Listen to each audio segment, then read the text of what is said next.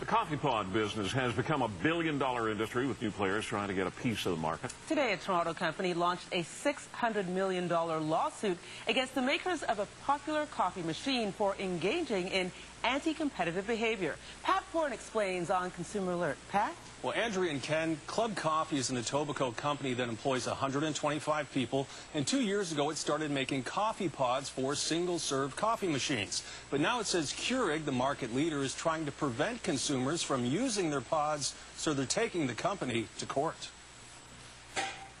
They are popular, easy to use, and the fastest growing segment of the coffee market, single-serve coffee pods. The market leader is Keurig Green Mountain Inc., based in Vermont.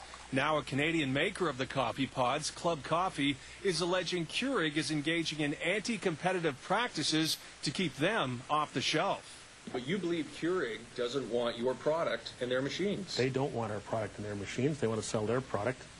Which will make them more money. Right.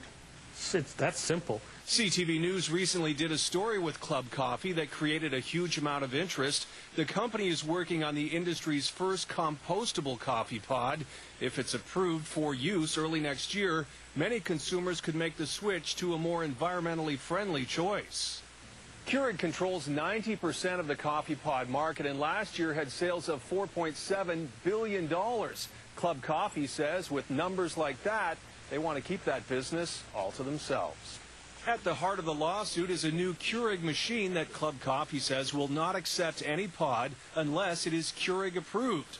Club Coffee CEO John Pigott demonstrates what happens. Well, we have our old pod here that we've been making for the last 2 years, and it goes into the new Keurig 2.0 brewer, fits in as normal. You put the lid down, and we get a signal that says, oops, it doesn't work, use somebody else's. They've effectively tried to block us out with this new technology. The Toronto company conducted its own studies on the machine and found their pods do work if they change them slightly so the machine will recognize them. It goes in, and guess what? It works. Pigott says if there is not increased competition, coffee prices will remain high and consumers will have fewer choices.